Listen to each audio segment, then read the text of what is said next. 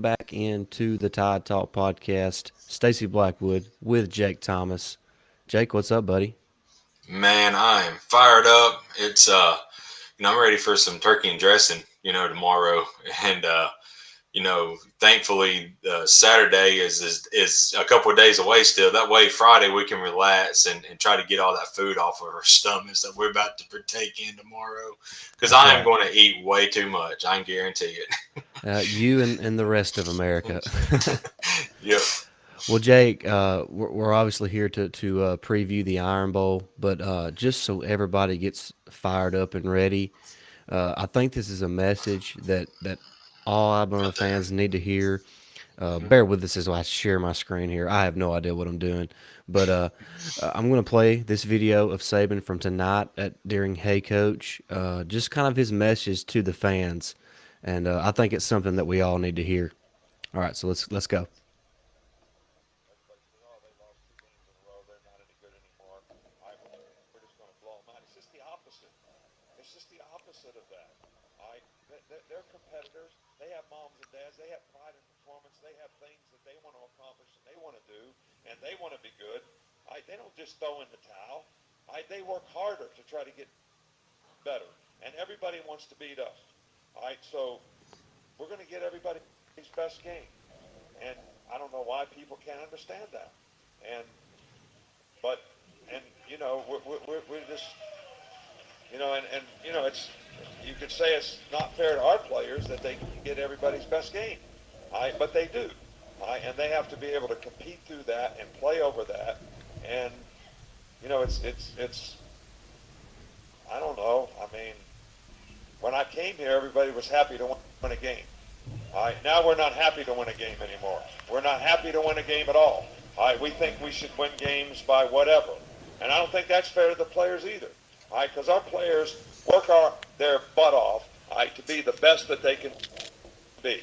All right, and to get criticized for what they work hard for to do so that you can be entertained. All right, so that you can enjoy and have pride and passion for what they accomplish and what they do. And they're not perfect. All right, they're just college students. They go to school every day. They got to study. All right, they have to run extra after practice when they miss study hall. I mean, come on, give me a break. This is not professional football. These guys aren't getting paid to play here. They're representing you all. You should be proud and happy to support them and appreciate what they do and have some gratitude. And you know what else? Nobody wants to win worse than they do. Not me, not you. I don't care what kind of fan you are. Nobody wants to win more than the players that play. Nobody. That was magnificently said. And nobody feels worse than they do when they lose. Yep. Nobody. So for all you self-absorbed folks out there that can't look past your own self, all right, to appreciate what other people are doing.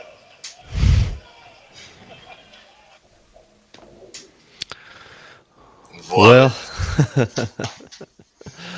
uh, Jake, just when you hear that, what is your reaction? Number one, I loved it, and we talked before we come on between us. It needed to be said by Nick Saban because I mean we can sit here and talk about how you know, like I guess how self-absorbed and how we're spoiled, because we're used to blowing teams out, but like Saban said, when he first come here, we was happy to win a game. Now we're not happy to win a game. It don't matter if we win by 3 points. We're not happy about it because we think we ought to be blowing people out.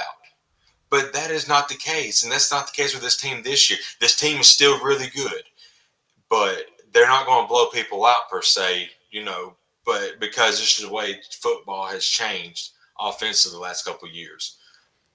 But still, this team is still talented. It's still special. And like Saban said, nobody here works harder than them kids and wants to win more than they do. And that's why they go to practice every day and work hard. They get better. And it just need to be said because there's still people out there who thinks that Alabama football, we should be winning by 52 to nothing every game. Yeah, I mean, it goes all back to what we've been saying for a couple of weeks now. We're just spoiled, Jake. Our fan base is spoiled, and the truth is, we don't deserve Nick Saban anymore because Nope. of how poorly our fan base reacts to winning games. I know. Like he said, winning is no longer enough for Alabama fans. If we don't win by 30, it's a complete disappointment to the fans. And I don't know how it got. Well, I know how it got there. We've won 6 national championships, over the last however many years, and 12 years, something like so that. we're spoiled, and it's evident in the way the fans react to games, and it's I'm glad Coach Saban finally said something because it's kind of been something that's been going on all season. And it's not fair to the team because last year No. the 2020 team was arguably one of the greatest college football teams of all time. So now this 2021 team is trying to live up to those expectations, and they're just not fair. Right. So It's way lofty expectations for this year's team to counteract what happened last year, and it's just not fair to them because it's new faces, it's new leadership, and like I said, this team is still special, they're still talented, and I still believe they can win a national championship, but they're not going to blow teams out like we're used to seeing. It's just not going to happen, well, and I'm and fine with that. I mean, at the end of the day, I just want to win. I mean, win, Exactly. baby. I mean, Yeah. that at the end of the day, that's what matters. Hmm. So I don't understand it. We're 10-1 right now. Have a Yeah. great chance. Have a great chance to be 11-1 with a Heisman Trophy contending quarterback who's making his in his first year as a starter. Hmm. Pretty much all new offensive linemen, Hmm. all new receiving core, new starting running back. So I mean, I don't know I know what else they want. It's just that people are never satisfied. They always want to be better, and it's just goes back to our fan base being spoilt. And I'm guilty. I'm guilty as well. During the games, in the Hmm. moment, I'm a little heated, Yeah. but I always, and that's why I can't do a live show during a game or even right after a game because it's too fresh, and I need time to kind of simmer down and think about it Yeah. rationally, so and not emotionally. So because during the Yeah. game, everybody is just emotionally involved, and nobody's more emotionally involved than what the players are because they're Right. the ones that's put in the work all week to get prepared for the game. So Coach Saban made the perfect comment. Nobody cares more about winning than those guys on the field. Hmm. And nobody Absolutely. hurts more after a loss than those guys that walk off the field after taking that loss. Hmm. So for all armchair quarterbacks and Monday morning quarterbacks thinking you have all the answers and that if the players just cared as much as you did that it wouldn't happen, that's not true. Right. Absolutely. But I just wanted to play that to kind of start the show to kind of get us off on the right foot and have everybody fired up for the Iron Bowl. Jake, I know I'm fired up for the Hmm. Iron Bowl. I know that when each year we talk about a rivalry game and how you can kind of throw the records out. And in most cases, I agree with that. But Jake, this does seem a little different. This Auburn team is reeling right now. They've lost their starting quarterback. Uh, they're just not a very good offensive team right now. Their defense is struggling mostly because their offense is not able to muster any consistency. So, yeah, great point there. But Yeah. it's not showing me your name; it's just saying Facebook user. But great point. If they didn't I care, don't know. they won't be there. But appreciate you tuning in to the show. But yeah, I mean, this Auburn team, back to their defense, they're struggling a little more later here in the season, but it's mostly due to because their offense is just not very consistent right now. So, your sister, oh well, hi there. What's Hey, up, Justin. Justin? Hey, Tracy. Thanks. Love you too. I will see you Sunday. We got a birthday party at 10, so I'll be there. But it's for our other sister's 1 year old. So Nice. yeah. But yeah. What's up, Justin? Good to have you tonight. But what'd you think about that clip, Justin? I'm sure you've seen it. I'm sure you're fired up about it as well. Yeah, But Justin. I look forward to seeing what you have to say about what Saban had to say tonight during Hey Coach. But yeah. uh, just talking about this Auburn team while Justin's fiercely Mhm. typing out his answer. Um, and for those that are just that Oh, was Heath that said love you. Roll Tide, Heath. Roll Tide, Heath. But yeah, you was talking about how Auburn seems up to be real. They're real in the last couple of weeks, and people. I know South Carolina's kind of been down, but they have beat Auburn's. This is the second year in a row they beat them. That's So true. it seems like South Carolina's got Auburn's number regardless who's on the field because it's pretty much the same offense, give or take, minus a few players from last year's team. But one thing that I've noticed the last couple of weeks is they have been, they get up on the run game way too early. It seems like, and Tank Bigsby needs to be their entire offense. I don't care if your name's Bo Nix, T.J. Finley. I don't care if Joe Namath himself was there, even though he didn't go there. I'm just saying, if Cam Newton was there, I still would run my offense through Tank Bigsby because Yeah. that dude's a stud. But they just give up on him too early and in a game, and then they're left reeling, and they just can't catch up because they're not a team that if they get down real big that they're going to score a lot to catch back up. You know, so Right. Yeah. Yeah. Okay. So Roll Tide from your sister, Sammy. Hey, that's my sister, Samantha. so Joe, Yeah, Justin Hunter and Bigsby should be the focal points. Hey, Justin, yeah, if you'll go to my Twitter account, I see that you haven't seen what Coach Saban said.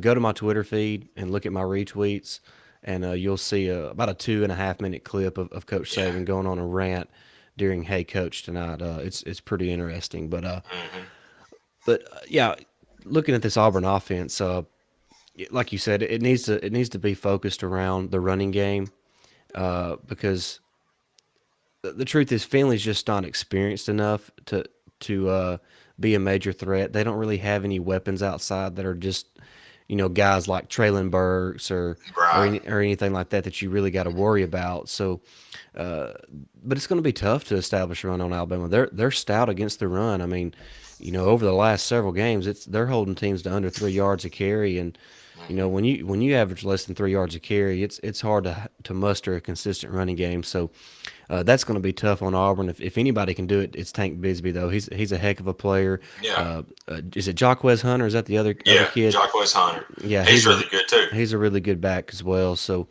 yeah, they don't have wide Right, receivers to warrant dropping. Yeah, they're it's kind of surprising that Auburn has not recruited better at that position.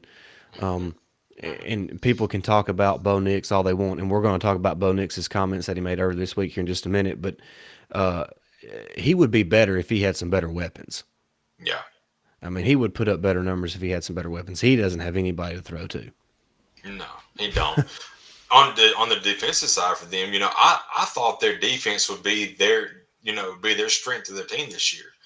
Yeah, But the last couple of weeks, they have been shredded in the second half. I mean, Mississippi State had zero run attack.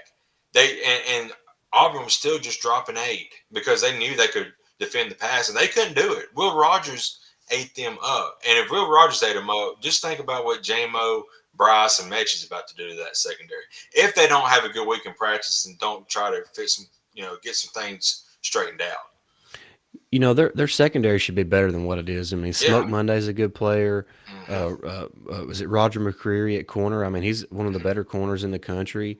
So I'm surprised that they're not better in the back end of that defense. Like you said, Mississippi State in that second half just shredded that secondary. So Yeah. that was really surprising. I can't believe they allowed that 28-3 comeback by Mississippi State. But and like you mentioned, going up and losing to South Carolina after hmm being up 14-0 in that game, uh, it just seems like this Auburn team is reeling right now. Now they're going Yeah. to be ready to play Alabama though. I mean, let's Oh let's yeah, make for no sure. mistake about it. They're going to be ready to play. It's in Jordan Hare Stadium. We know what crazy things can happen there, but I mean, Voodoo. just looking at this game, Jake, I just don't see how Auburn can win. I mean, it's going to have to take, pretty much the Auburn Jesus comeback and a bunch of other things to go wrong for Alabama. We're going to have to drop passes that could get us, like on third and 5 situations where we drop a pass and we have to punt. If we have a couple of fumbles, but has B Rob fumbled the ball maybe once or twice this year is all. So I mean, he's pretty legit, with holding on to the ball. So it's going to be tough for them, I think. Yeah, and real quick before Agreed, we, Justin. yeah, yeah. Uh, this is a game where someone other than J-Mo needs to show up. Billingsley, where is Yeah, Billingsley? Where the heck is Billingsley, man? I don't know. He had one catch last week, and I mean, and he got what Well, 12 yards out of it, and that was well, it. yeah. I'll say this: last week, the tight ends between Latu and Billingsley had 4 targets. They caught all Hmm. 4 passes. So, Good. I mean, that no drops this week. Uh, First key of the game, we have to win the mental and emotional battle. Second, seize the moment and keep it. Third, don't beat ourselves. Yeah, That's the biggest thing. yeah. I mean, and the truth is, and people that are Auburn fans or any other fans that are watching this right now, I mean, unless Alabama helps you, it's almost impossible to beat them. Yeah, I mean, let's just be absolutely. real. I mean, against Texas A&M, we lose by 3. If Bryce Young doesn't throw an interception in the end zone after we have a first and goal from the 3 yard line, and we decide to throw it 3 plays in a row, Hmm. we we at least go to overtime, or we have a chance of winning. I mean, so if Alabama doesn't do those type things, all the fumble in the red zone last week against Arkansas, the giving up the fake field goal for a touchdown. I mean, you take all that away, Jake. That's 14 points right there. Yeah. I mean, then you're looking at the Alabama covers the spread. Hmm. You take those two scenarios away from the game, and Alabama covers the spread in that contest. Yep. You're looking at a 42-21 game, which is what most people expected. So I mean, it's insane that uh, that this team does. It seems week in and week out, there's a play or two where they're just boneheaded. Yeah. Yeah. And it's a young team, but I just there's just mental mistakes we got to cut down. And this team that we can do it. It just I have said several times. I don't feel like we have played a full game. No, All 4 quarters, Mississippi and State was the closest that we come yeah, to. yeah. Mississippi State was the closest, but I still think our best games are ahead of us, and that's when we're going to need it because we take care of Auburn, then we're staring down the number 1 team in the nation, Georgia, and for fighting for our playoff, our playoff lives pretty much. Because if we Right. lose to Georgia, unless it's close, we still might get in. But I mean, with Cincinnati already in the top 4, they're not going to lose anybody else because they have cupcakes the rest of the week, the rest of their schedule. They So got to they're play not going to Houston. lose. They got to play Houston, don't they? They might, but I don't think they're going. I don't know. Houston might beat them, but Houston only has 1 loss. I mean, I mean, they're pretty good. they're a decent team. So, Yeah, but but and then of course there's a couple of 1-loss teams still. I mean, I think Notre Dame's still up there, and they've only got 1 loss to Cincinnati. But I don't know. It might be hard for a 2-loss Alabama team to get in unless it's close. I think. yeah, I mean, well, this is the way I look at it. And look, everybody that's listening to the show knows I try to be as unbiased as possible. I mean, I'm obviously a fan of the tie, but I mean, I try to keep it real. But if Alabama beats Auburn, takes care of them, and they lose on a field goal to Georgia. So what you're telling me is that you're going to leave a team out that lost to the hands down best team in the country on a neutral site by a field goal. How Hmm. how how can that team not be one of the top 4 teams? Yeah, I mean, I agree, 100%. And so it goes back to the point. The committee's job is to put the 4 best teams in the playoff. Yeah. And then people want to talk about, we need to, what about the 4 teams that deserve it most? Well, don't the 4 best teams deserve it more than anybody else? I mean, that's what they're based on. I mean, that's what they say. They're going to get the 4 best teams. Yeah, I I mean, mean, is anybody out there going to say Alabama's not one of the 4 best teams in the nation right now?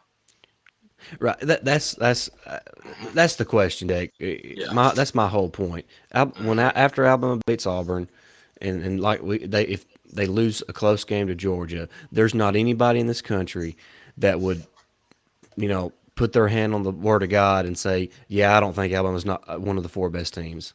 They wouldn't Yeah. do it. No. You hook them up to a lie detector test and you ask them that, they say, no, you're lying. Yeah. For People sure. know they're just sick of Alabama. I mean, That's all it is. that's what it is. I mean, it's like the Heisman race, Jake. You don't think people are sick of Alabama? Hmm. Listen, Bryce's Heisman odds dropped this week because of the game that JT Stroud had over Michigan State. But Jake, Michigan State had the worst ranked pass defense in the country. Yes, I expected Stroud to do that against them. I didn't expect Bryce to have to set a single season record, or game record, against Arkansas. I knew he was having a lot of passes, attempts, and a lot of yardage, but I didn't expect what he did. Right. So, yeah, they're sick of it. It's funny. A guy gets a record and gets dropped in a Heisman conversation. That's insane. It's that just shows Bama fatigue. Oh yeah, Saban's lost, but two coaches that come from Bama. No, just one. Just one. Jimbo Yeah. Fisher early this year. Yeah, and he didn't coach at Bama. He was just under Nick Saban's Yeah. little coaching tree that he's got. So, I've read an article today put out by AJ Spur and talking about potential offense coordinators. Man, he's got a cool list. All five of them guys that he listed, I'd like to see. See how they Not do. Dan Mullen. No, not Dan Mullen. Maybe not Dan, but the other ones I'm completely fine with. Yeah, AJ's my guy, but no Dan Mullen for me. That he did put in there, said this might split the fan base. But I really think Dan Mullen may go after that Virginia Tech job. That just kind of fits his style. I would stay away from Dan Mullen if I was a college program. He just doesn't seem to have the work ethic that a top flight program needs, and so I would stay away from him if I was an athletic director. Yeah, and you're right, Justin. We could have seen that from a mile away. Oh yeah, when he threw the 6 touchdowns, I thought, oh, here we go. He's going to be the Heisman favorite now, and Bryce is going to drop, and then Bryce goes and has a career day, and Dan needs to stay away from the SEC. Yeah. I ain't no doubt about that. Keep his wife away from players too. Hey Jake, I want to talk about what Bo Nix said earlier this week. Oh my gosh. And okay, to begin with, I'm going to look at it from not just from my Alabama fan perspective. I'm going to look at it from as an outsider looking in. That is okay. Let's say that Brian Harsin is the one who said those exact words. He didn't just say that he thought officials missed a call or missed a here or missed a call there. He blatantly and explicitly said that there is a conspiracy for the SEC officials to favor Alabama. That's what he said in so many words. Yeah, pretty much. If a head coach said that, Jake, he is getting fined major bones. Imagine if Nick Saban said something like that. I mean, first of all, from that optics, that's a bad look. Bo Nix is a snowflake who demands attention. He obviously didn't do his research because Alabama was the most penalized team in the SEC. Right. Yeah. That's exactly where I was about to go. It's so funny. Look, I will agree with anybody who says the SEC officials suck because they suck. They're awful this year. Last couple of years. And they get progressively worse as the years go by, and so does the replay officials. Yes. And it's not just against Alabama. It's not just for Alabama. It's across the entire conference, Jake.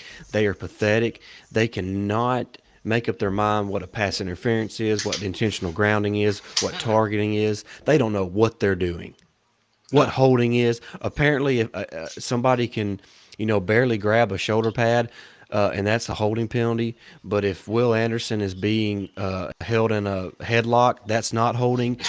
I don't know what holding is anymore. What's a penalty anymore? It's pathetic. So if Bo Nix would have just said that, look, man, it's just SEC officiating just hasn't been great. That's one thing. But when you go as far to say that there is a conspiracy against 13 other teams within the conference, that Alabama gets all the favorable calls, that's pretty deep. So, don't forget the horse collar and push off, delay a game. It's unbelievable. We know about the push off on last week's game. Right. But I was just going to say I'm not going to look at. I'm going to be like you, neutral perspective. I'm going to look at it as an Arkansas fan. If I was an Arkansas fan, what happened last year against Auburn and Arkansas? Arkansas got screwed out on a fumble that Bo had, and they said that it was like a forward pass or something, but it was clearly a fumble or Yes. and What? the Okay. Arkansas guy picked the ball up. Oh, I remember Yeah, exactly what happened. yeah, Auburn was in field goal range. They needed to kill the clock because they didn't have any more timeouts. yeah. Bo takes the snap and and downs it, but he downs it behind him, But which is a yes, fumble. yes, that's right. It's like trying to hand the ball off to the running back and you drop it. Hmm. That is Yeah, a fumble. Arkansas recovers it, but they yeah, say it's an incomplete pass. They even review it, still say it's an incomplete pass. So it's pretty rich of yeah, Bo Nix to be saying that another team is the team getting all the yeah. calls. And When a yeah, call literally cost Arkansas a win last year against them on a yeah. play that he made. Exactly. And then look at this year. They, Arkansas got penalized for a pass interference, and the ball was 30 foot in the stands.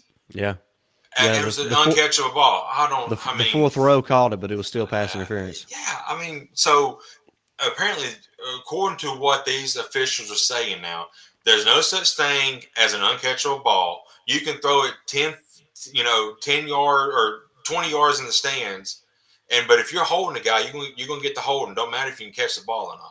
So I mean, if you're at the goal line, why not throw it in the stands and get a holding call? Yeah. I just don't understand. I mean, it's been terrible this year, but him to say that was pretty rich, I thought, because and Oh everybody yeah. and everybody knows how lucky Auburn is at home. What kind of Well, luck they get. look, I don't want to berate on Bo Nix because the truth is he's probably a pretty good kid and pretty Yeah. good person, but uh, I hope that somebody has talked to him about that because Hmm. it's one thing to question officiating. It's another thing to bring up some sort of conspiracy that the Hmm. SEC officiating office has it out for all 13 teams aside from Alabama. Yeah. I mean Wow. that. Well, Alabama is the most penalized team in the Yeah. SEC. Not only is Alabama if all I know is that if the SEC officials were in our back pocket, why'd they let us lose that Texas A&M game? Right. Yeah. I mean, why did Malachi Moore get the ejection on the targeting call First play of the game. on one of the first plays of the game, and then Jaleel Billingsley literally takes a helmet right to the side of his helmet, and that Hmm. guy doesn't get ejected. So what I'm saying is, if we have them in our back pocket, we're obviously not paying enough because they're not doing a very good job. No, they're not helping us out any.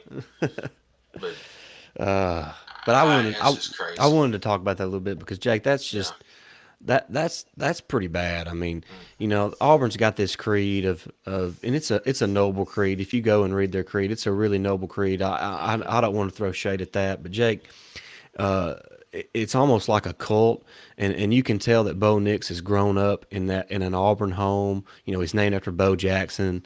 His dad Yeah. played quarterback at Auburn, so he's in he is all Auburn, no doubt, Yeah. which Yeah. is fine. That's great. Whatever, Hmm. but it just shows that is how he was kind of brought up to believe, because he said, that's kind of the way it's always been.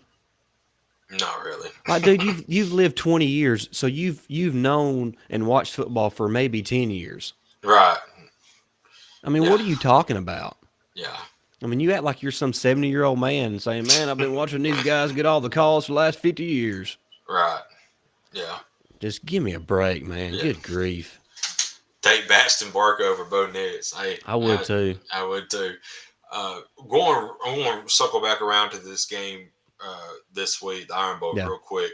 One other thing is it needs to be mentioned, the distraction standpoint, because all week there's been a lot of talk about Harson moving to taking the Washington job because he is kind of a West Coast guy. So, I mean, is he committed to Auburn, or is he thinking elsewhere? Because they've kind of had a tough season. So that might be one other storyline to keep an eye out for. Yeah, I would be surprised. I don't want to say I'd be surprised. I would be a little surprised if he took the Washington job because the Auburn job is better than the Washington Oh job. yeah, absolutely. So that part would surprise me. But if he wants to go back to that side of the country, I would understand that. But boy, that would really set the Auburn program back if Harsin was to leave after just one season. I mean, Yeah. that's Lane Kiffin esque. That's what Steven said last night. He said that it would kind of be similar to like Lane Kiffin as leaving Tennessee, and it would Right. probably set them back 10 to 15 years. Yeah. I'm totally fine with that, by the way. Right? I'm fine. I am perfectly fine with that. But I don't know. It, something. It, my brother-in-law is an Auburn fan, and he said this last weekend when I talked to him. His biggest concern is how does he recruit? Can he recruit at a high level at Auburn? And it still remains to be seen.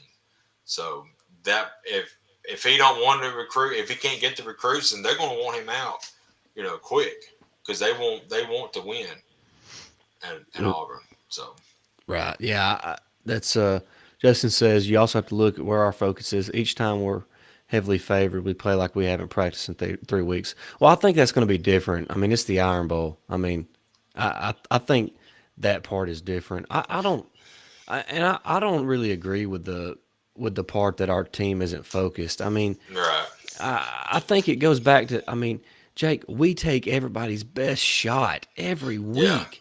I was going That to ha- say, that has to be yeah, tiresome and right. exhausting.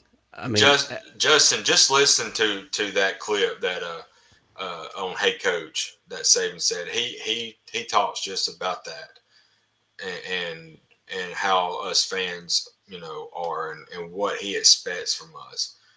And it's just a great clip, man. It had me fired up. So I know the guys have probably heard that they're going to be fired up. So I have no doubt. I think we're a 19 and a half point favorite, right, and right. I think we covered it. I mean, honestly, this may be one of them years. I'm not going to say Auburn. We're going to keep Auburn from scoring, but it has like the 49-0 feel to it. I don't think we'll win 49-0, but I think it'll be like 42-10, 42-13 type feel to me.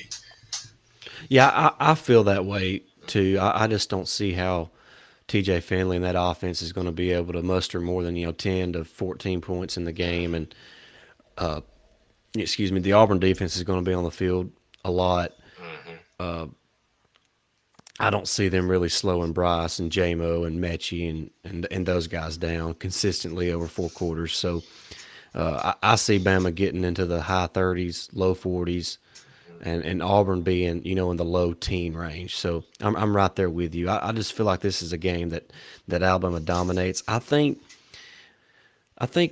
Alabama, especially after watching Nick Saban tonight, Oof. I feel like maybe the mindset of this team may be a little different now. And Hmm. maybe that message was also for his players. Hmm. Maybe he needed to let his players know that he's got their back, regardless of how the fans feel and how the people on the outside feel about this team. That he believes in this team, and that he thinks this team can do great things. And Jake, for all the for excuse my language, the bitching and moaning that all the fans do, we can still win a championship this year. Yeah, absolutely. I mean, it's not out of the question. Right now, we're like a 3.5, 4 point underdog to Georgia. Jake, if that's a close game in the fourth quarter, I'm taking Bryce Young over Stetson Bennett. Oh, absolutely, I'm taking Nick Saban over Kirby Smart. absolutely.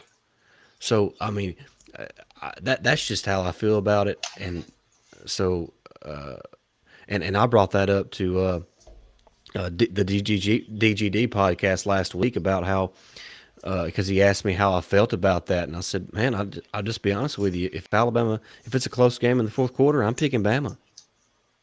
Hmm. Yeah. How can you not? Right. I mean, Nick Saban. If our guys are in it in the fourth quarter, he's been down that road before with Georgia. We've been down in the SEC championship game twice to them, and Saban's made led the comeback, Right. Right. and I think we can still do it. Justin's got a good question. We posed this question on my show. How do you feel about inserting Jalen Moody in the starting lineup. Who are we taking out? Yeah, who do you take out? I don't think you can take Toa Toa or Christian Harris out. And you're I mean, not going to take Turner or Will Henderson out. he plays Yeah, inside, so it would have to yeah, be Christian Harris or yeah. Henry To'oTo'o. But I mean, I don't really.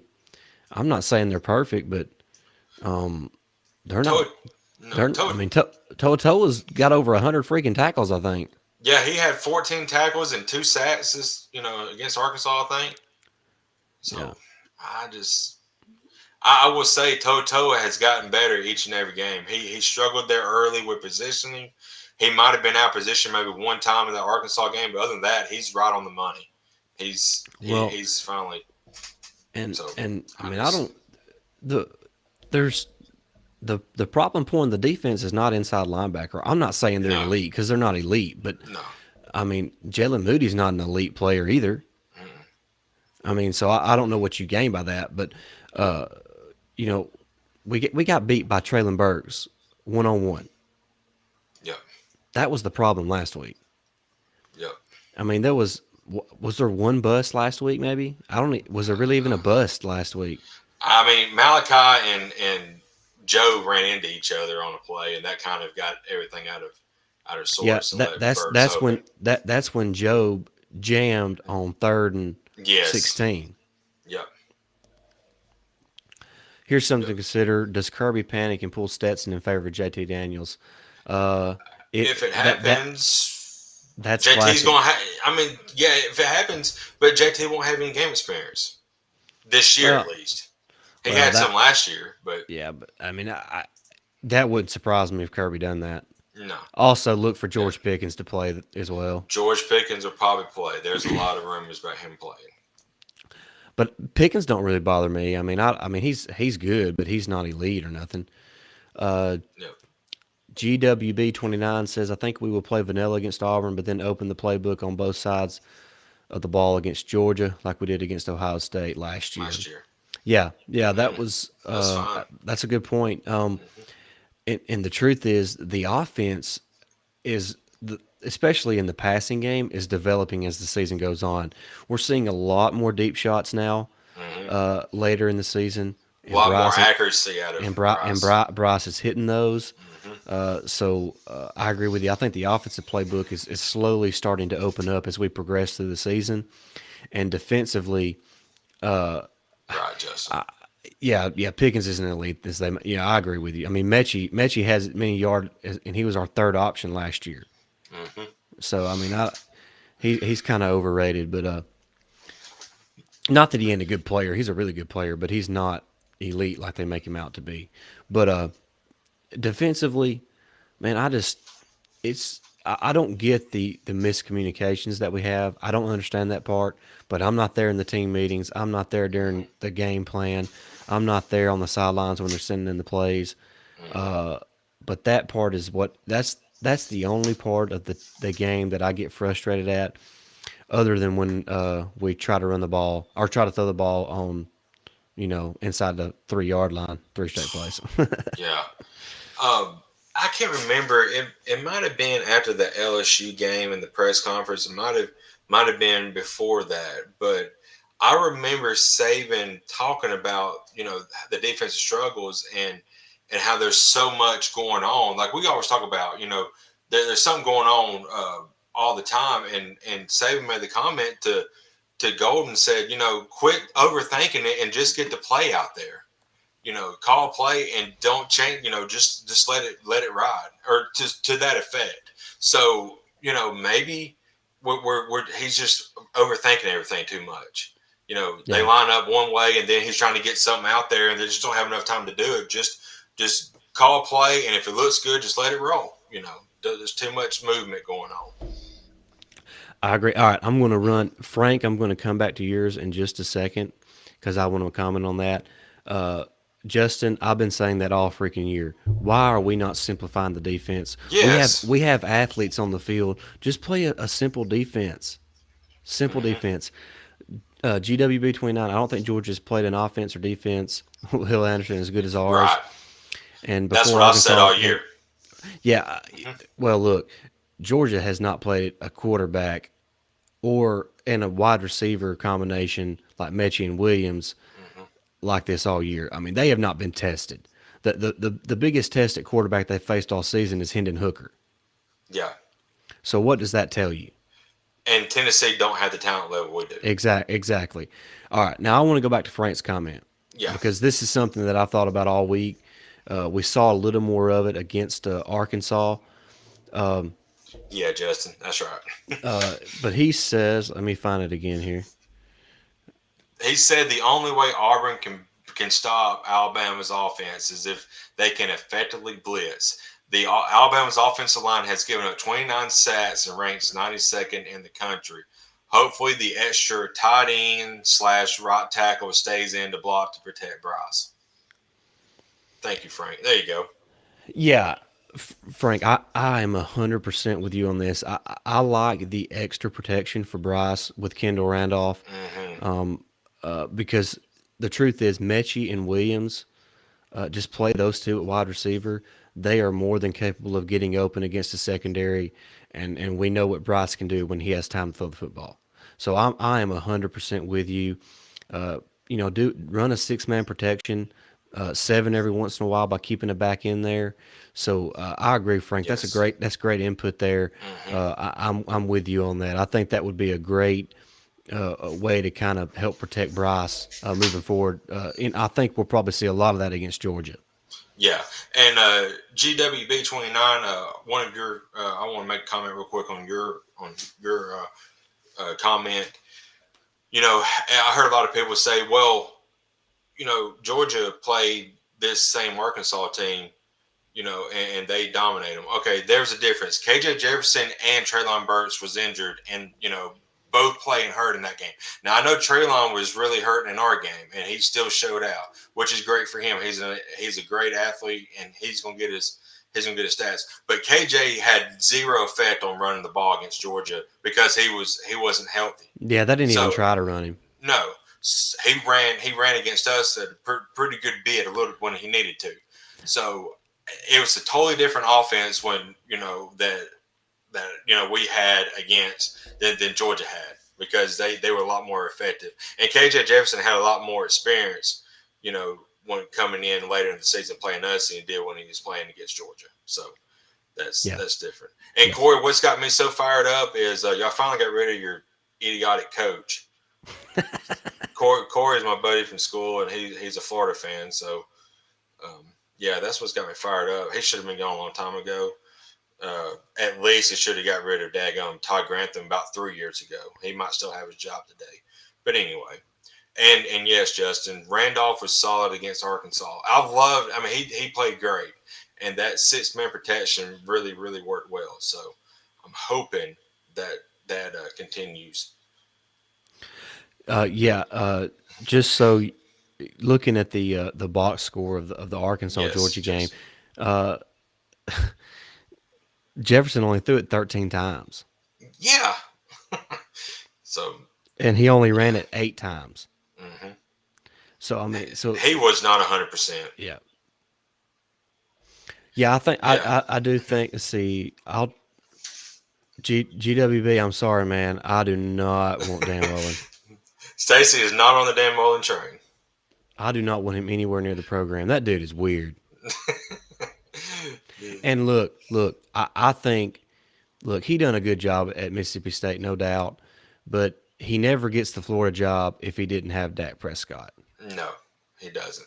If he would have never found Dak Prescott, and if Dak Prescott didn't play the way he played in college, then Dan Mullen never even gets that opportunity at Florida. So I think that Dan Mullen's just a little bit overrated. He's a good coach Hmm. at a place like Mississippi State, where you win 6, 7 games, and every once in a while win 8 or 9, and they're happy. Hmm. But I don't want him anywhere near the program because I just feel like he's got a bad attitude. And yeah, we'll just wait for Sark to get Yeah, fired. it may happen this year. It's not That's looking probably good in that's Austin. that's probably going to happen sooner rather than later. Yeah. Frank Kool-Aid played Burke straight up much better than 28 did. Uh, yeah, but it was very limited. But Yeah. yeah, but and that's the thing about playing corner.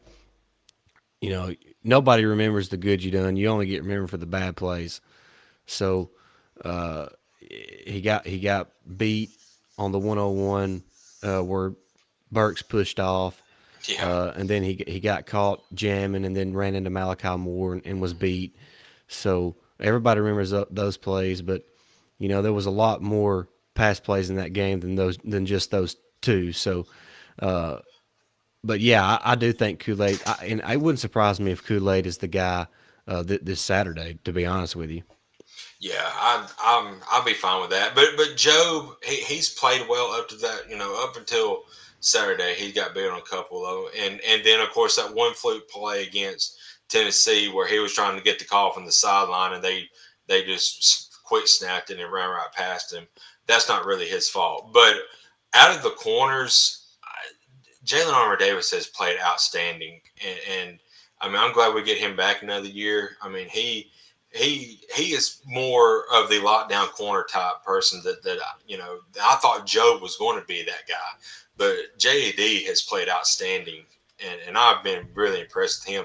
And we've talked about it. He's probably been the most consistent player in the secondary all year. Now I know Jordan Battle is starting to come along, but Jalen Armour Davis has played great all year, not just some of the year. well, hey, I'll say this. Looking at some of the comparison stats between Job and McKinstry, and it's really not fair because McKinstry hasn't played near as much as Job, Mm-hmm. but Job allows a fewer yards per catch attempt than McKinstry does. His Mm-hmm. pass breakup percentage is larger than McKinstry's is. Now Job does give up a completion percentage that is greater than McKinstry's, but so I don't think it's clear cut as what some people would like to think that Kool-Aid is better than Job. And here's the weird thing about Job. He's probably what 6'1", Yeah. 195 pounds. Mm-hmm. Probably runs a pretty good time. He's always in good position. When I say always, I mean more than 90% of the time he's in good position. But for whatever reason, he cannot make a play on the ball. Yeah. He just can't do it. Mm-hmm. And Yeah, he's you know, 6'1". yeah, and McKinstry is a guy who I think is a playmaker. I mean, he's a guy who could play on the offensive side of the ball. So Yeah. so maybe his playmaking ability will be enough to kind of overtake Job at that other corner spot. But yeah, Jalen Armour Davis has been a stud this year. Uh, it's hard to complain about the way he's played this season. Yeah, I've been really impressed with him, and it was kind of funny that coming into the season, we knew he was going to be fine, but he was, I guess, one of the weak links in the secondary because we didn't know how, no experience really how he was going to be, but he's come in and done great, and Job just I still believe Job is really good. He just had a just a bad game last Saturday, but he's still gonna be fine. And if we need McKinstry, that's fine too. But we're fine. I think the secondary, beside those couple of plays, is getting better because, like we said, Jordan Battle's playing lights out here lately. He's playing his best ball right now. So Yeah, now he did. See, and Job got beat on that one touchdown, but Battle overran the play. I know. He overran the Yeah. play, Yeah. and he could have saved a touchdown there. Does it feel like our defensive line doesn't get a lot of quarterback pressure? Of course, Will Anderson is our MVP this season. Well, Mathis has what 5.5 sacks this year. Yeah. I think LeBron Ray has 1.5. Byron Young has 2. I don't think that the defensive line has been elite by any stretch, but they probably get a little bit overshadowed because of how well Will Anderson has played, and then how well Dallas Turner has played over the last month. Yeah. So I think it's probably better than what it feels like, but it's not elite or anything. But it's good enough. Yeah. And Tim Smith had a pretty good game in DJ Dell's absent last week. So, Right. is there any update on Dell? Was it You, serious or anything? Or that's something I have not even I kept haven't up with. heard. Yeah. Yeah, So, Mathis has been killing it. yeah. Yeah, you're right. When Byron Young is healthy and on top of his game, Hmm. he is Speaking he's something speaking else. speaking of healthy, LeBron Ray is starting to look like he's getting healthy, and I think as the season progresses, now we're getting closer to the end of the season. But come playoff time, maybe even the SEC championship time, he's getting there. He's getting the backfield a lot more now. I've noticed. So I think he's Yeah, getting healthy. yeah, you're right, Frank. He never gets his head turned around. That's what I Hmm. mean. He just cannot, play the ball when it's in the air for whatever reason because nine times out of ten he is on the receiver like stink on crap Yeah. because he has great athleticism, he has great length, great speed and technique, but other than when the ball is at the catch point, when the ball is at the catch point, he just cannot make a play. Yeah, Dallas Turner is the dark horse of our defense, and he come in. He's actually the third guy to play at that position because Christopher Allen would be there if he's not injured. But when he went down, Drew Sanders stepped in and did really well, I thought too. But we talked about this. It might have been on our last show, Stacey. It might have been a week or two ago, though. You know, now Drew Sanders is getting healthy, but how do you take Dallas Turner out of that lineup? Because now he spells, Will Anderson. Because if you try to double team, Turner, Will Anderson's going to get the quarterback, and if you try to double team Will Anderson, Turner's going to get the quarterback. So Right. it's just a different dynamic than what Drew Sanders brought. But Drew Sanders played outstanding when he had his time as well. But you just can't take Dallas Turner out now, I don't think. Where do we rank Will Anderson in our Saban era linebackers? Wow. Ooh, we might need to update our rankings. We did that a few years ago. We went through quarterback, running back. Man. Wow. He's top What five. he's already. I'll be honest with you. He if he's not number one right now, he'll be number one when it's all said and done because he's got Yeah, another year left. no, that that's scary for other teams, and that's scary for the SEC. And look, and I'm not picking on his game, but he really doesn't use any moves. He just beats dudes with his Yeah, athleticism. yeah. He does that little stutter step, like right at the line of scrimmage, and does stunts, and just he just when he does a stunt, he gets through that hole real quick, and you just can't catch up to him as a lineman. A lot of people talk about him being compared to Derek Thomas, and that is high praise. Is that nuts? I mean, I never thought there would be another player that could affect a game like Derek Thomas did. But Yeah, but Will Anderson is a difference maker. he is. He is a difference maker. Without And, him, this defense would be a lot different. Would look a lot different. and guys, I'm just being completely honest. If he was draft eligible this year, I think he could possibly be the top pick in the draft. Absolutely. There's not really star-studded, pick this year. Right. I mean, So I'd have to look at it closer, but I mean, is Matt Corral maybe the top quarterback in the class, or maybe. I mean, not that he's not really good, but I mean, I would have to go Will Anderson. And Detroit will probably have that first pick, and they need defensive help because they're awful on They defense. they need everything help. Yeah, pretty much. So they might take him, but yeah, next year we're looking at Bryce Young and Will Anderson probably one and two either way in the draft next year. That's crazy. Yeah. Yeah. And Thibodeau's a really good player. Yeah, Cincinnati's quarterback, Desmond Ritter, he'll be talked about there as well for the top Hmm. quarterback in the draft. I'm sure that around combine time, he'll test really well. He's going to be 6'4", 6'5", Hmm. 225. He'll probably run a 4.5 or a 4.6, and he's probably got really good arm strength. So, all them gurus are going to be you know gloating over him. So uh, it's he'll get a lot of talk. You're right. Funny That's thing is true. that Anderson, yeah, I didn't think and about is that. that yeah, but he'll be gone after next year, Yeah. unfortunately. Yeah. Speak, and our buddy Michael Cassandra, Casa Grande. yeah, he made the comment the other day. I think he asked somebody why Will Anderson wasn't up for the top linebacker award. It was Thibodeau and a few others, but I mean, how do you not have Will Anderson, who leads the nation in tackles for loss, and don't he lead nation in sacks too? I think so. How do you not have him in there? I mean, he is the definition of the best linebacker in college football. Bama fatigue, bud. Bama That's, fatigue. that's what it is. That's all it is. That's all you can say it is. By the way, speaking of awards, and we're fixing to wind the show down, we'll give our official score predictions for the Iron Bowl here in just a minute.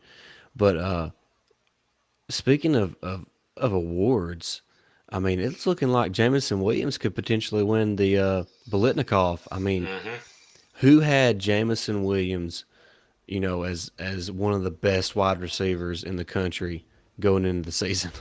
I mean, we knew he was probably going to be explosive, but I mean, being one of the best, probably not. But I thought Mechie would have that honor on our Well, team. But and Mechie's right behind him, man. I mean, I know. he's closing in on 1,000 yards. We're going to have 2,000-yard receivers, 1,000-yard back, a 4,000-yard passer when it's all said and done. That's nuts. And the leading sack and tackle for loss leader, Right. more than likely. Right. And See, okay. people still are not happy with this team. Thank you. What I mean, again, we're spoiled. What more could you want out of this team? And I mean, and I think that's why Saban said what he said tonight during Hey Coach is that yep.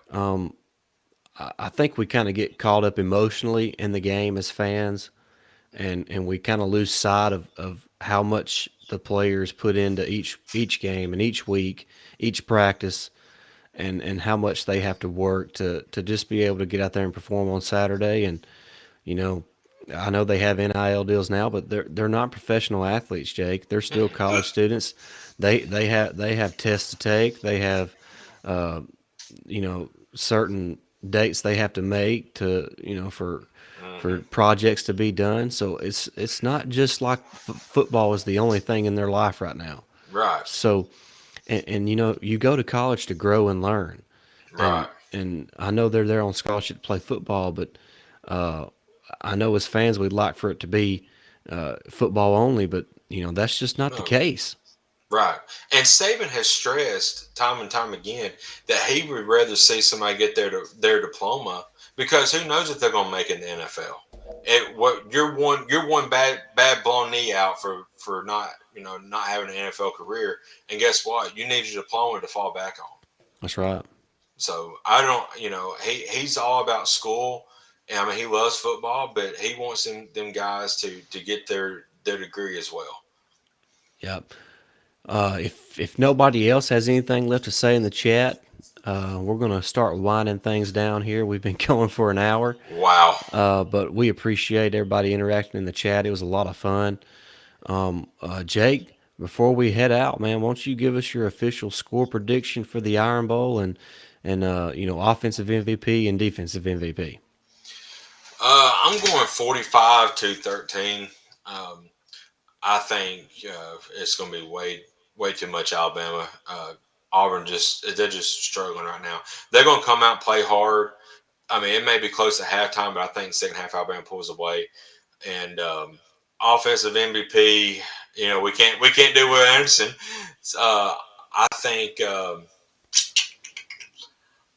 I'm going to go with somebody hadn't picked this yet.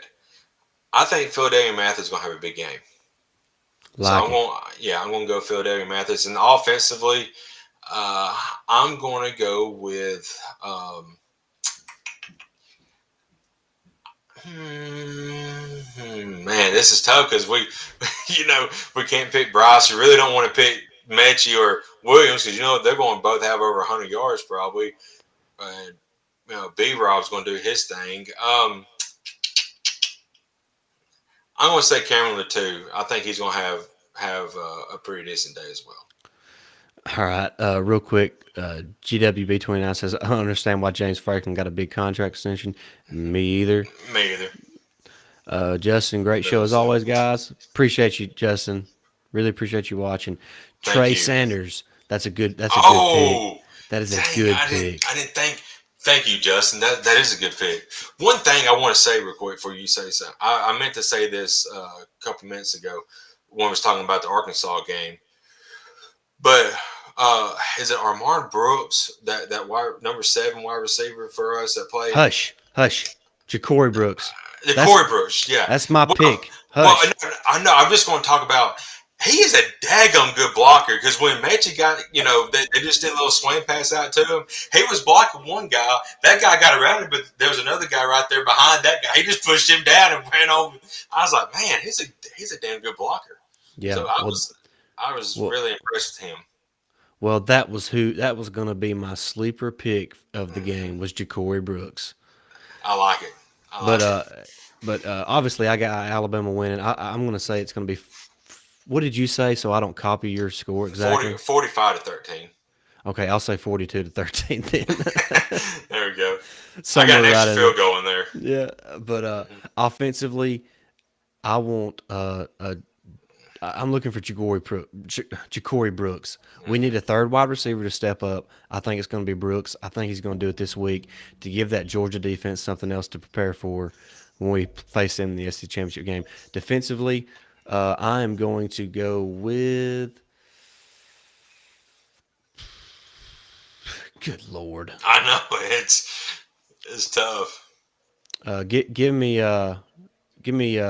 Jordan Battle. That's a good one. He's playing lights out right now. Yes. Thank you, GWB 29 Yes. basketball team tomorrow against Iona. Going to get a win there. Yep. Auburn Jesus keeps it close, 42-31. Yeah. Please. I hope not. I know. GWB, yes. We beat Kansas to win the tournament, and then we set up the December 4th matchup, possibly Oh my God. number 1 Gonzaga versus number 2 Alabama. And that's the same day as the SEC championship game. And we're going to go 2-0 in both of them games. I'm just telling you. I feel it. Okay, regardless of what Alabama does this week, if Alabama beats Georgia in the SEC championship game, and then the basketball team goes and beats Gonzaga, I'm going to be unbearable. I will be insufferable. I will too. I will get blocked by so many people on Twitter that night. I would too.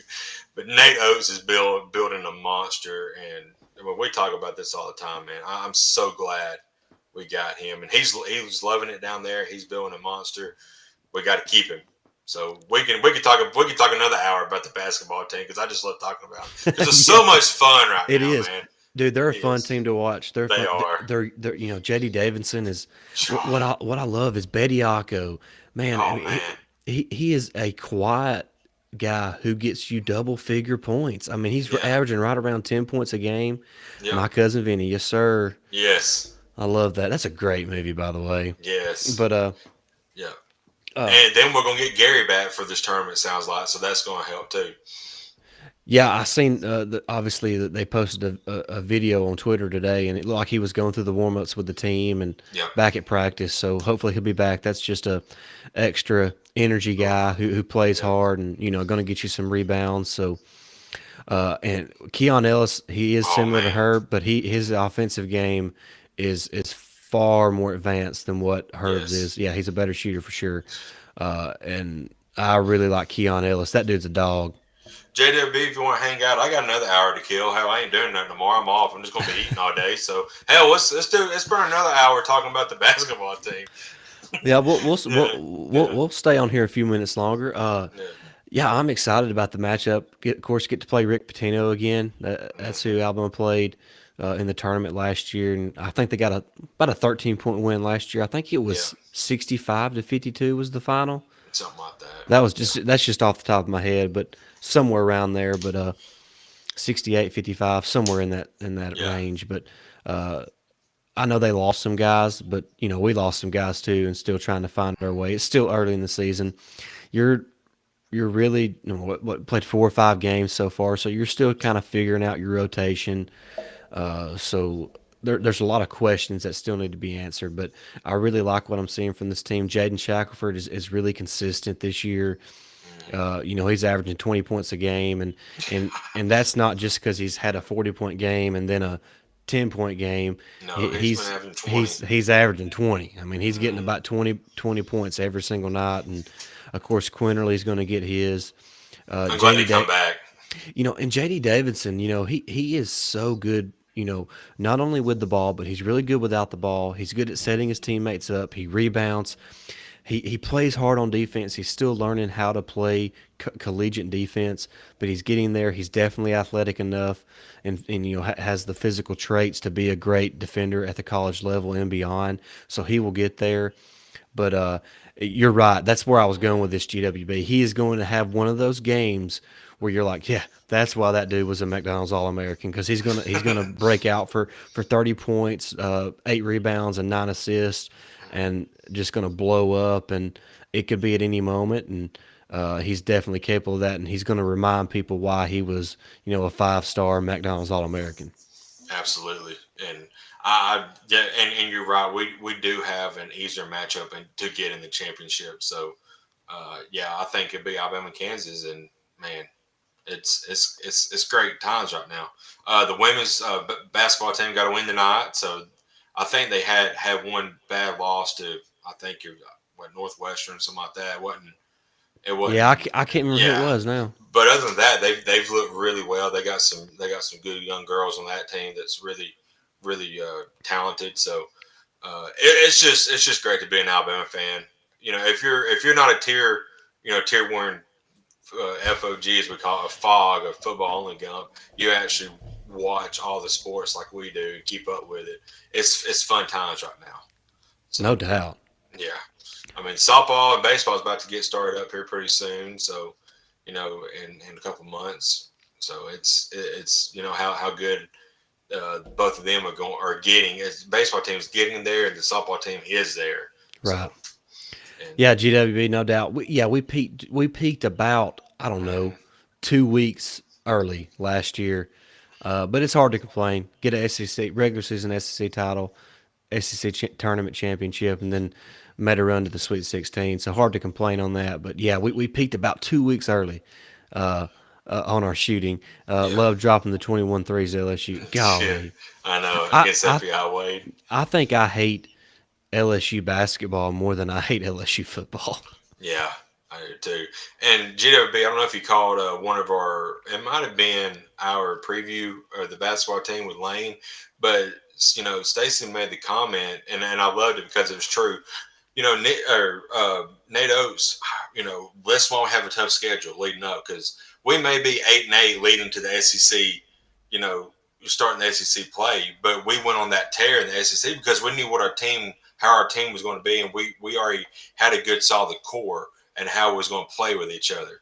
But if you look at Arkansas, they played a weak non-conference schedule. They got an SEC play, and we stomped them, Yeah, and they struggled for a couple. So having these tough opponents like Nate Oates is doing, he's getting the team ready for the March Madness, for those teams that we may play in the first 2 rounds, getting the Sweet 16. He's getting the team prepared for that. So I love how he's handling things because he wants us to be at our best when we get into conference play. right. Yeah, you're right. Not having Bruner and Primo during the tournament was Yeah, it hurt the team. You got to have all hands on deck when you get to the NCAA tournament. If we would have just had Primo, I think it could have turned out differently. If he yeah. would have been 100% healthy. But really love the basketball talk. We'll talk more basketball coming up soon. We're gonna wind down tonight's episode. It was really just supposed to be an Iron Bowl preview, and it somehow Well, turned into a bunch of other nonsense. But I'm fine that's with that. We just have fun. that's what we like to do here on the Tide Talk podcast. Yeah, Everybody that was in the chat, we really appreciate it. appreciate it. Thank Just you. so everybody knows, we're moving over onto a different streaming platform. We've switched from StreamYard to Restream, so we don't have any graphics or an overlay or anything yet. We're working on that. We're working on new podcast cover art. we're working on a bunch of new things. So 2022 is going to be a big year for the Tide Talk podcast. We're hoping that's when we start to roll out some new things there. So we're really excited about that. And we're excited for everybody to be watching and listening. And we certainly appreciate everybody that was in the chat tonight and kept the conversation going. Justin and GWB29, we appreciate y'all, and Frank. So really enjoyed the conversation. Everybody brought something a little different, and it was a lot of fun. It's Thanksgiving talk. Let's. Uh, well, I'm on a diet, so I'm going to try to stay to my one, but I'm going to make it have like a mountain. I'm going to make it be like a mountain on that one plate. I'm going to put everything I can on there. Okay, so my Thanksgiving. I don't know how many you got to go to tomorrow, Jake. I got 2 tomorrow. Okay, we got two too. We have one with my wife's mother, and we call it breakfast, but it don't start till 10. So I'm going to be starving when I get there because 10 o'clock is not breakfast time. No. So I'm going to eat entirely way too much then. I don't have a lunch. I have supper with my dad at like 5:30 or 6.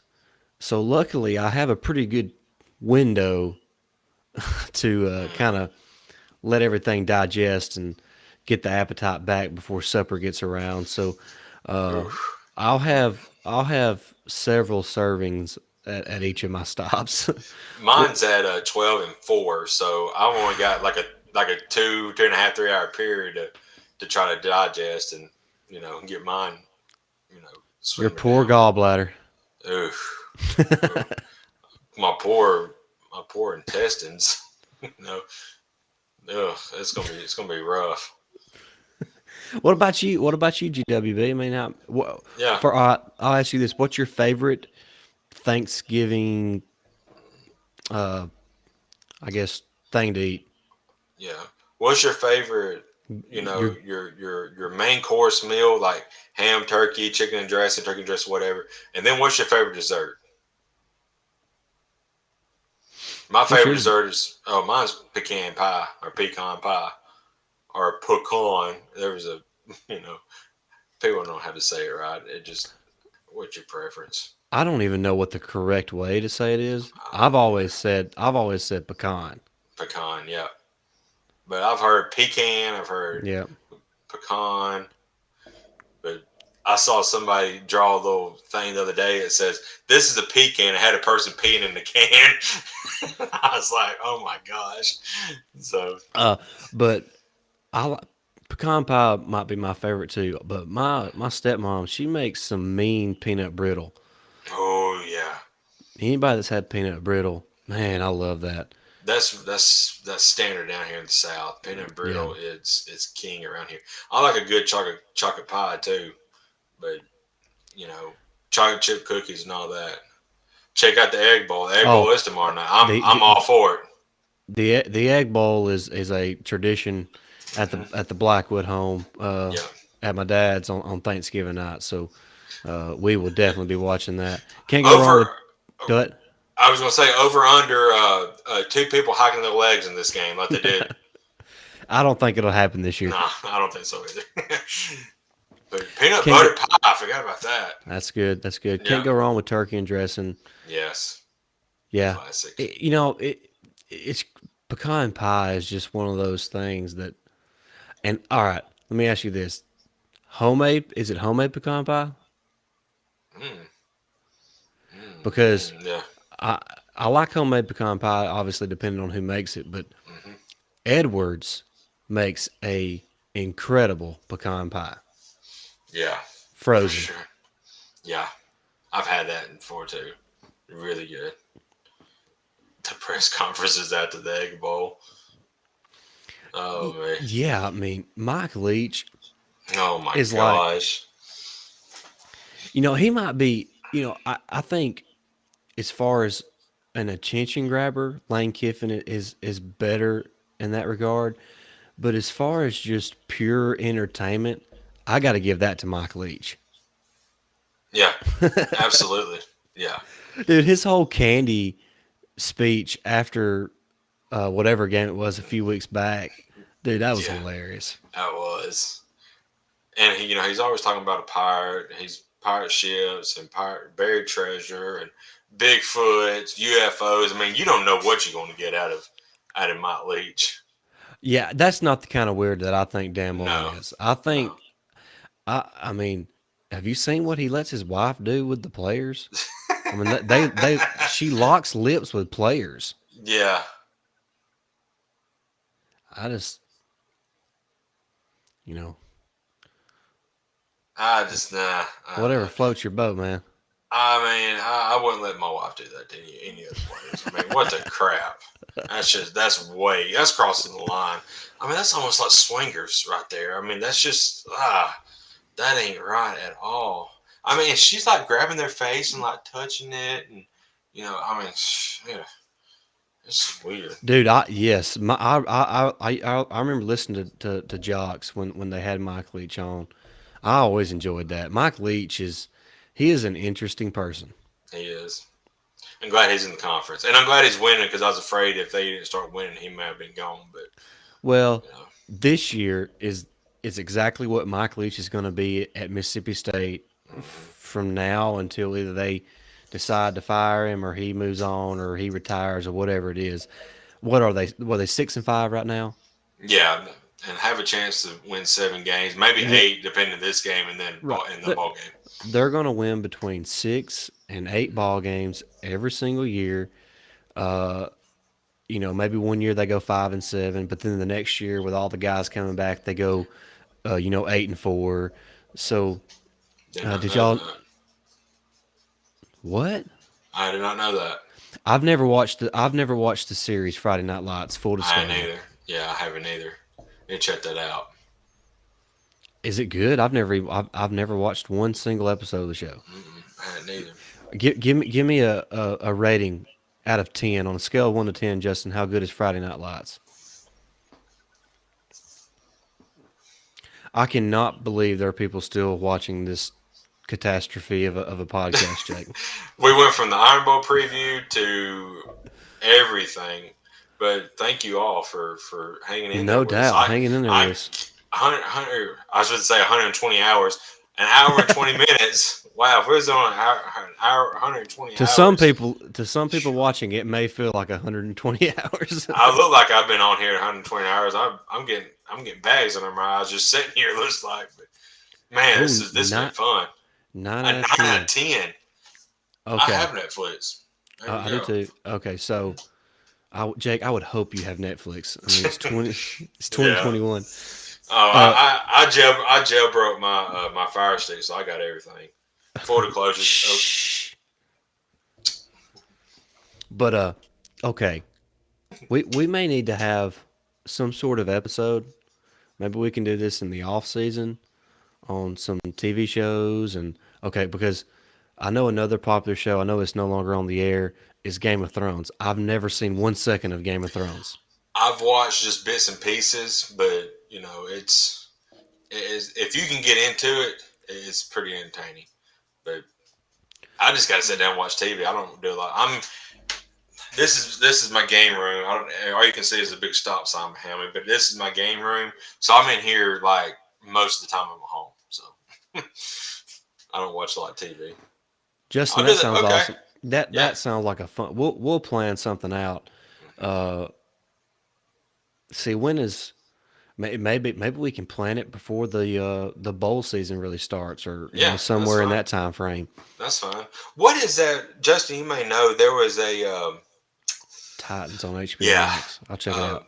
There was it's another football show that had the Blue Mountain State or something. It was a movie though, and I cannot think what it was called. But I watched it and it was really good. It had James Vanderveer in it, I think. He was the star quarterback. No, Varsity Blues. Varsity Blues, that's it. Yeah. Oh yeah, dude, that's a Yeah. great movie. Yeah. That's a Love classic. it. That is. I love that movie. That is a classic. Yeah. I don't know. Where did I get Blue Mountain State? I don't know. I'm brain dead. I am Blue brain dead. Mountain State. I'm just making something up, trying to, Oh, man. This train has Derailed. derailed a long time ago. Oh Uh, man, that's great. all right, This hey, is this is a fun show, guys. Thank yeah, y'all. hey, there's still people watching this, Jake. Several. So, What? Waterboy's the best football movie. I'm not open for Uh, debates. yes, I love the Water Boy. I love Mama.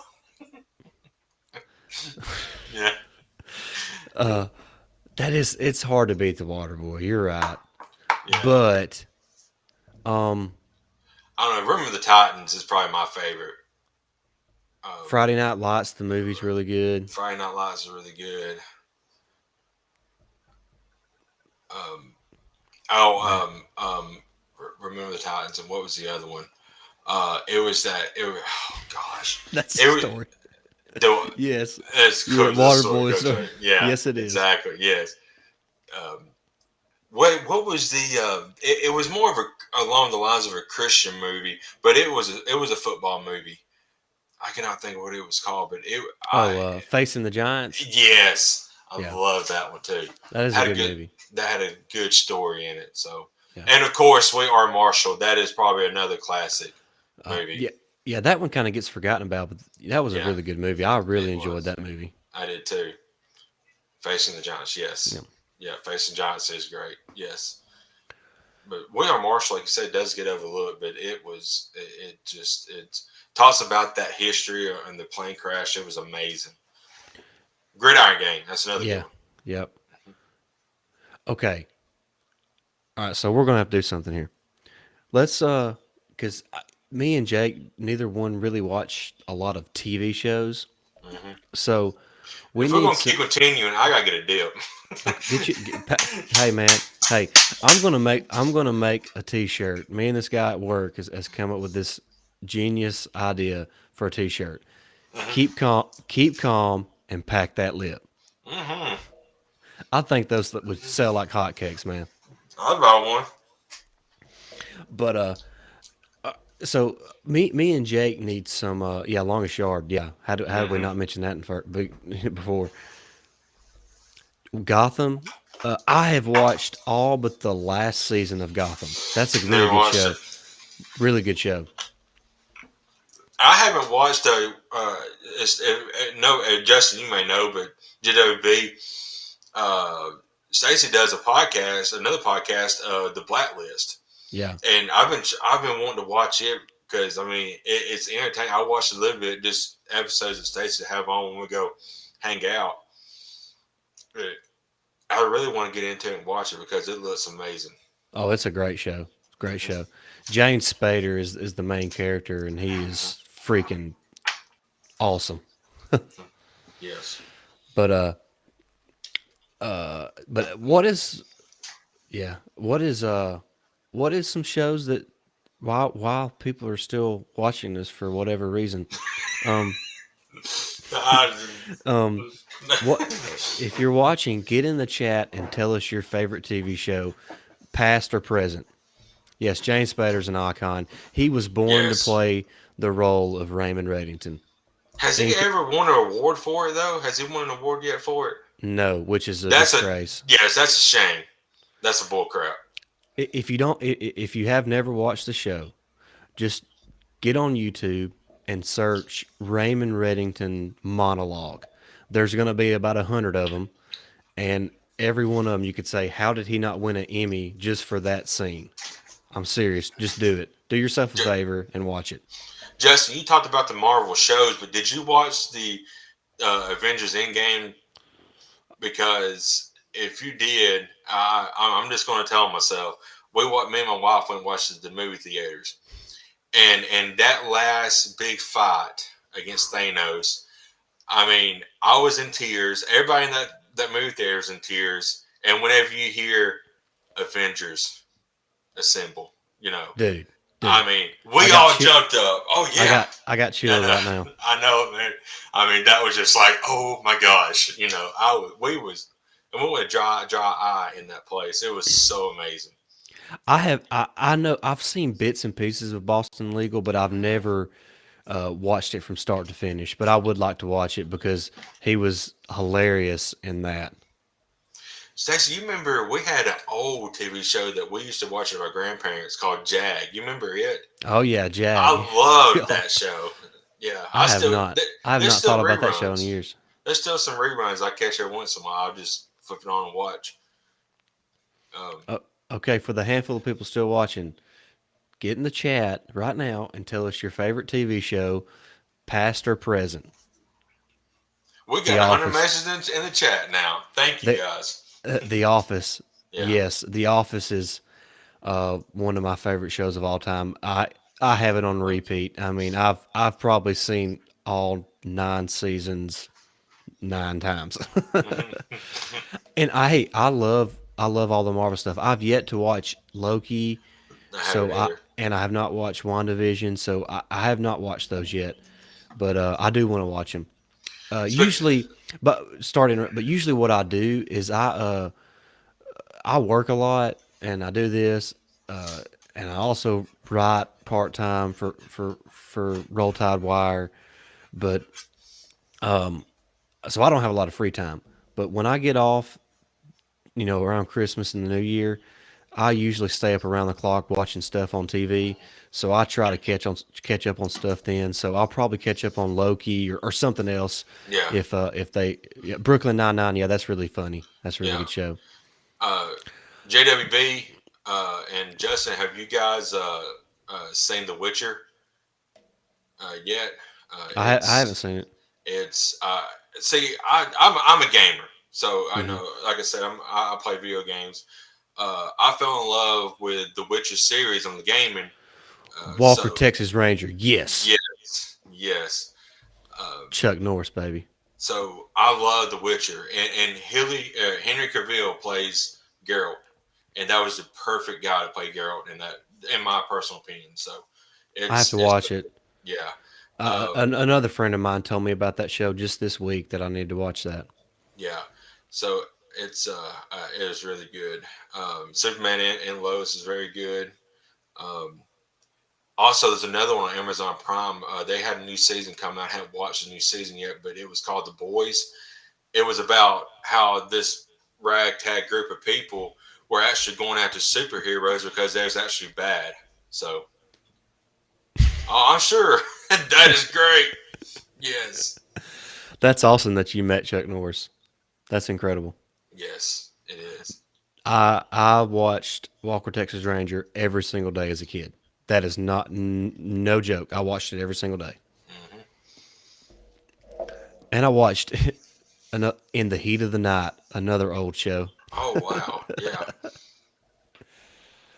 Uh, Another a show that I watched as a kid, or I still watch it once in a while. It's a movie actually, but it's called you may have seen it too, Stacey, because we watched over at Nanny's all the time. Seven Brides, Seven Brothers. oh God, I forgot about that movie. Yes, I love it. One of my favorite movies of all time. What was that one movie, Jake? Uh, the Buttercream Gang. Yes, All right. If anybody that is watching this, if you've ever seen the Buttercream Gang, please tell us in the chat. yes, please. We Is still that got a what lot of people in chats. showing 5 still in here Oh, now. thank you. The Berry was that the butter? Oh, let me look. I think it was the Buttercream Gang. I don't know if I want to put in buttercream on Google. I might not be happy about that. And Jake, for all I know, that could be the cheesiest movie ever made. But I remember we loved it as kids growing up. Yes, yes. Oh, Flashpoint movie. I've heard about it. I haven't watched it yet. Tucker and Dale versus Evil. I don't remember it. Uh-uh. Huh. I'm gonna check that out.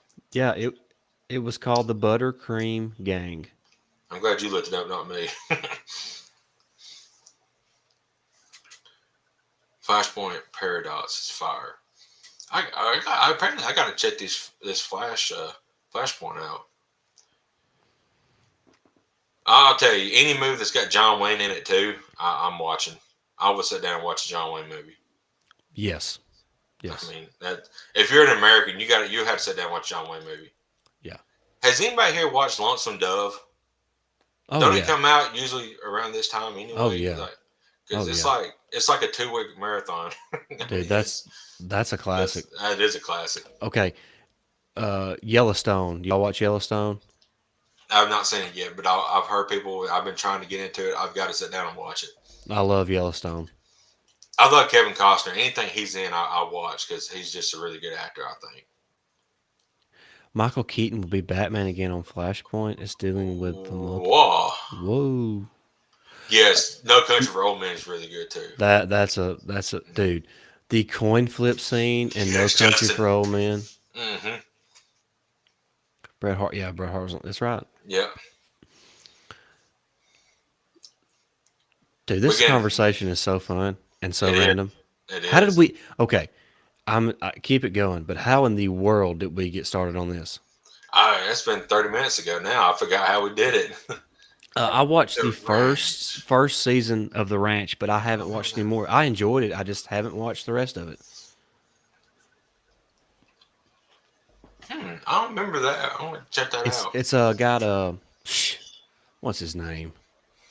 You'd know him. It's got Sam Elliott in it. Okay. Ashton Kutcher. Oh, yeah. I haven't And, watched it yet, but yeah. Danny Masterson was in it to begin with too, and he got kicked out for Well, that. I think during the Me Too movement or whatever, yeah. something like that. Speaking of them two guys, that 70s show, I watched it religiously. Yes. I mean, when I was a kid watching that, whenever they did the basement scene where they're all smoking, but I just saw that smoke and I just like, oh, cool, they got like a fire going on behind them. And it's just, then I got older, I said, oh man, they're smoking a doobie there. And so, it was fun. But I love that. And my favorite scene in that, Cheech and Chong was, Tommy Chong was in, and they was sitting in the chapel in the church, and they come around with that offering plate. And he's like, "Thanks," and just grabs a handful.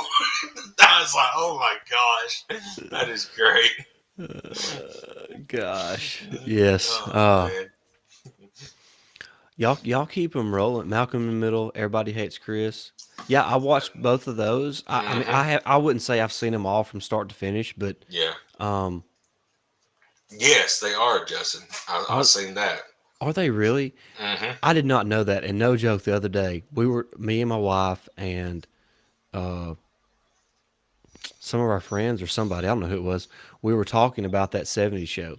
And I said, when that 70s show come out, it was the same time frame as what a show, if it was called That 90s Show, would be in today's time. You see what I'm saying? Yeah. Like the same time frame has been elapsed since the 90s as it was from the 70s to when that 70s show come out. Yeah. So that's crazy. I had no idea. Says it sounds like our fans are wanting us to do a separate podcast all about TV shows and movies. We Yeah, should that's have what more it's- time. We should have more time in the week to do that. No kidding. No kidding. Because this is fun, man. I'm having a great time. Speaking of one of the cast members, Lauren Pepperon, have y'all seen Orange Is the New Black? I haven't seen any of it, so Never I seen didn't it. know. I didn't either. I heard it was pretty good though. What is another show? Ozark on Netflix. Mm-hmm. That's good. Hell on Wheels. Mm-hmm. That's good. Was it Sons of Liberty? I think that was one that's on No, FX. Not Sons of Liberty. It was Turn. Yeah. It's kind of the same. It's the same Yeah. thing. Yeah. Hey, Justin, I'm all for it because I still watch wrestling this day. It's not the same. Jake is a wrestling fanatic. I'm very excited that 2K is delaying the release of the new WWE game until March because they've got one shot to make this right, and it sounds like they're going to try to. Because they don't, being a gamer, there will never be another wrestling game. That's WWE tied. Now AEW is trying to get a game out there, so we'll see how that goes. But WWE, they got to hit on this one, or there'll be no more WWE games. I'm totally lost. Yeah. I do like documentaries. I hadn't sat and watched one in a while, but I enjoy documentaries. The Good Doctor, I watched probably the first 2 or 3 seasons of that, but I haven't kept up with it since. Just lost time, really. Hmm. Never watched Manifest. Heard a lot of good things. The Pharmacist is very interesting. I don't even think I've heard of that. I ain't either. Another talking about a doctor, Doctor Who. I watched a couple of seasons of I really enjoyed it. And another show that I really like, it's not on anymore, but it's called Burn Noticed or Burn Oh, that's it. Noticed. Yes. Man, Ooh, I love Suits. Has any of y'all ever watched Suits, Suits? dude. Suits was amazing. Suits Love is that an show. amazing show. Yes. Another Harvey one. Specter. Yes. Another one that's not on anymore. Nip Tuck. It Yeah. was really good. Um, it got kind of wild there later on the seasons. Yeah, that is true. GWB. Now we're getting off on stage. Stacey's just gonna have to listen to us talk Hey, about that's wrestling. fine. I can stand here and nod my head. But a lot of talent has left WWE to go to AEW. They're doing really good right now. But Sherlock, I have not. I bet that's good. Old I bet it Benedict is. Cumberbatch. Yes, Man, you imagine trying to learn how to say that as a kid? Benedict Benedict Cumberbatch. Cumberbatch. CM Punk on the mic was outstanding. He probably had the best mic skills in wrestling. Hey, Rock did too. we actually have more people joining the show right now, so I'm just going to give everybody a warning. We have completely moved Yeah. on from Iron Bowl talk to talking about anything from movies to TV shows to wrestling to documentaries. So The, yeah. this is now the chat is for any and all subjects. Yeah. Fire away. Uh, if you wanted to catch up on the Iron Bowl when we end, it would be the first hour. Yes. From hour 1 hour and 1 minute on till whenever we end this live will be all about movies, TV shows, wrestling, anything. And I agree 100% GWB 29. When he lost the streak, I cried because Undertaker's my favorite wrestler of all time. Yeah, I was livid too. Yeah, I was so mad about that, and I was mad today that Vince's little puppet Roman Reigns beat him too. But we don't have to go down that road.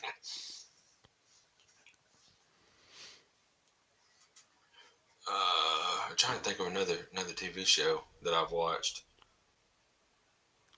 I used to. I don't think it was a doc. It might have been a documentary, but Unsolved Mysteries. I still watch it every once in a while. It's just cool to keep up. Yeah, that's You know? something neat to watch every once in a while. That's not something Yeah. I can sit there and watch over and over again, No. but every once in a while it's pretty fun to catch one of those. Yeah. Oh, I know it. Yeah. All right, see now you're talking. Sting was my favorite growing up as a kid, Yeah. I but love seeing too. I haven't watched wrestling in.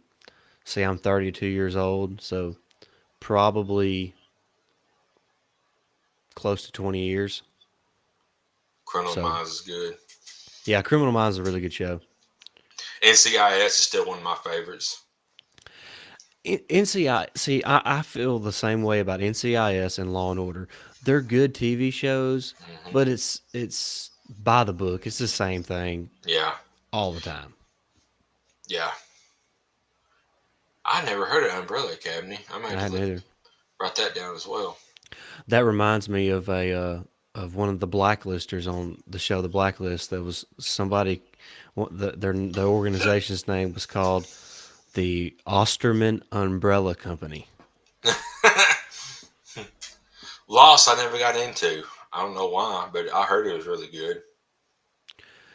I heard it was good.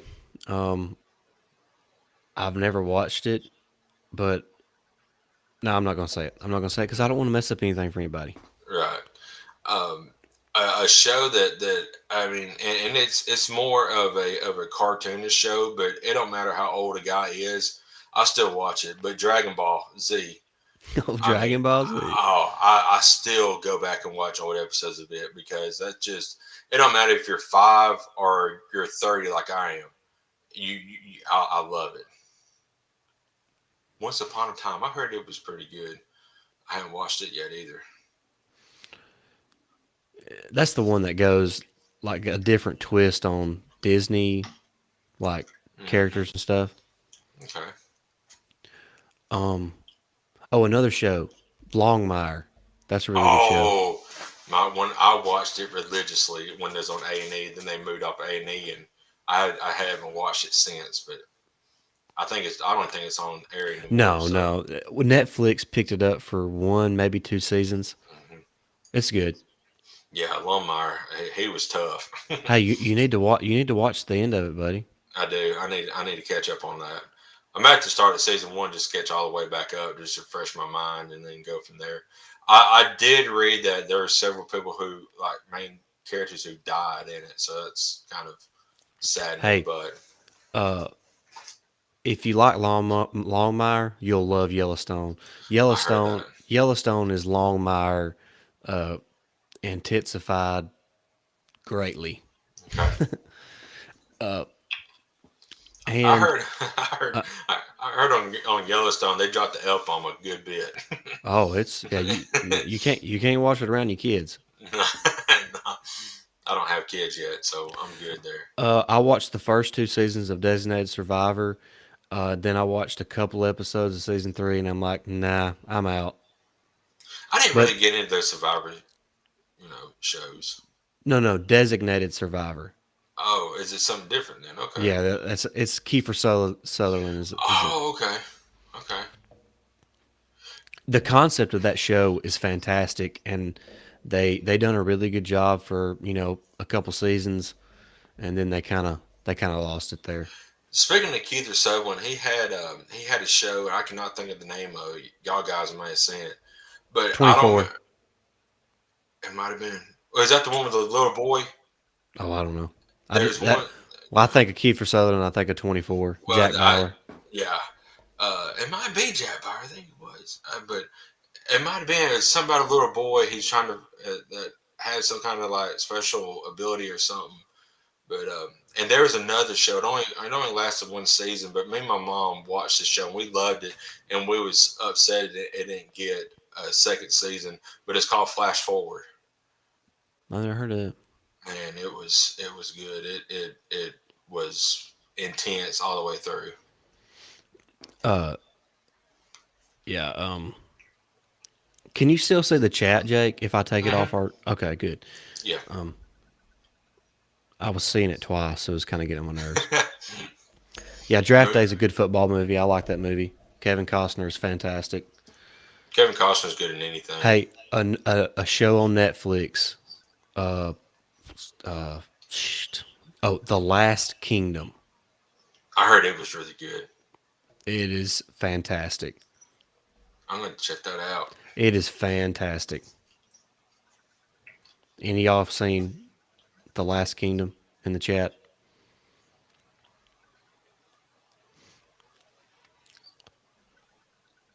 Um, what was that movie? I just thought of. Might have been a show. Can't remember now. I got.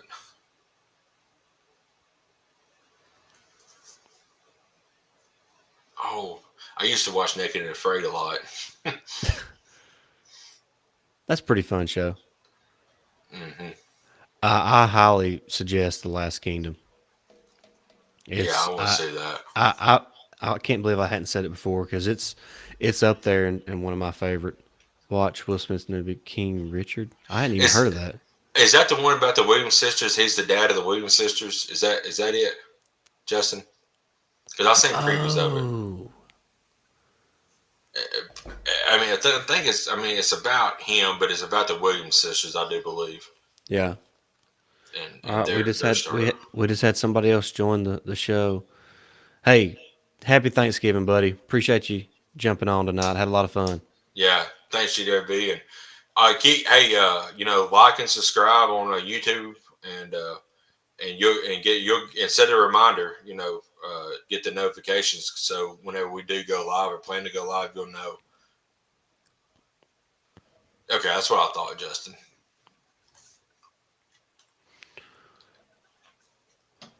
Oh man. Well, if nobody else is going to interject with their movie or TV show of their choice, I guess now is a good time to slowly wind things down. We'll think about doing a podcast separate, talk TV shows slash movies with Stacey and Jake. I don't know. And Justin Hey, if you want to join. hey, Anthony! Happy Thanksgiving. Roll Hey Tide. Anthony, roll tide, buddy. If you're just joining Anthony, the first hour of the show is dedicated to the Iron Bowl, and the last 45 minutes has been complete randomness. Yeah, it's been great. But it's been I've a had lot a of great fun. time. It's It been a lot of has. fun.